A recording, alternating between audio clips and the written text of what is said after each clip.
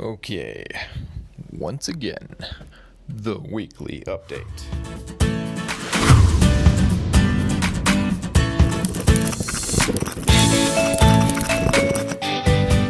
Well, I think I will start off with the Graviola. So for me, after I had been using the Graviola for a little while, I noticed I started having chest pains, and that is not something I've had in a number of years or in recent history.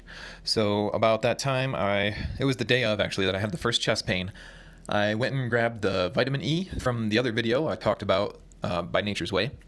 Took that, and it stopped the chest pain so fast, probably within an hour for sure. So after experiencing that, I just thought, well, I'm going to take a break from Graviola because I got a couple of new things. So if you know about the poor man's health journey, just saying in general, a lot of traditional remedies that have been covered up because they're so effective, so cheap, and then labeled dangerous, such as things that I've done like turpentine, different hydrogen peroxide solutions, and different hydrogen peroxide therapies. The bottom line just becomes I found another one, and this one would be called Borax. So there's a lot of YouTubers out there talking about their experience with Borax, and this one's so effective that it's been outlawed in several countries across the world.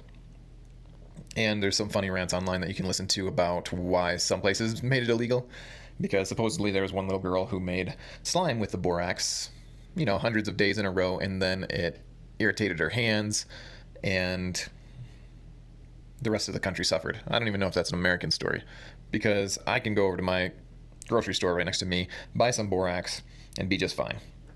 Besides that, there's some other health professionals I've been talking to here and there, and man, the lists of the benefits of Borax, pretty amazing. It may help reverse diabetes. It may help, gastrointestinally. And why does it work? Because it's got boron in it.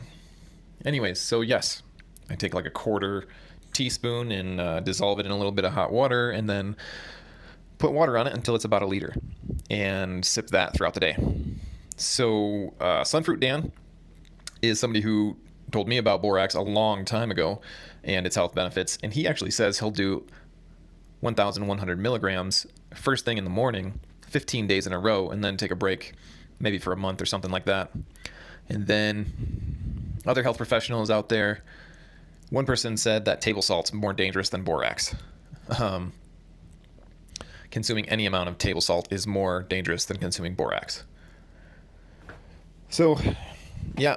Also with that, there is this stuff called TRS that has been out there for I don't know how long, but I've been hearing about it for several months now, and it's getting a lot of health benefits. So it stands for Toxin Removal System, and basically individuals, it's a somewhat nanoparticle zeolite is what they describe it as, and it's by this company called Cosiva, which is an MLM, and they charge like $90 for 1 ounce. So yeah, I was like, no, I'm not gonna pay that. And I found a leading competitor, Zeolite, which I've heard of Zeolite for a long time. A lot of people I've known have asked for it, and I didn't know too much about it until recently because the TRS thing was so big and everybody was talking about it and the great results they were having. So that's cool. So yes, it's an anti-parasitic. It can remove heavy metals from your system gently, and I don't know what else it does. But we have been taking it and experiencing quite a bit of detox. Not the TRS formula, sorry, but it's just called Ultra Zeolite Liquid, and it has fulvic acid with it. And fulvic acid is something that is in shilajit. It's something I've been looking into more and more. It can help with removing glyphosate from your body and detoxing from other GMOs as well, which I've made a video about that. And so, still updating about the Zapper as well. The Zapper, man, I can just move that thing around anytime I feel some discomfort that may be related. Well, let's just not say maybe. It's definitely related to parasite issues, and it'll stop it in its tracks pretty immediately until it goes to another area. Then I just move it to another area. So, yeah, it's been over a month that I've been using the Zapper, and it said that 1 month should take care of large worms. I guess I'm extraordinarily blessed that I've been fighting this huge one that apparently is larger than a large worm. But yeah, it can't hold out forever.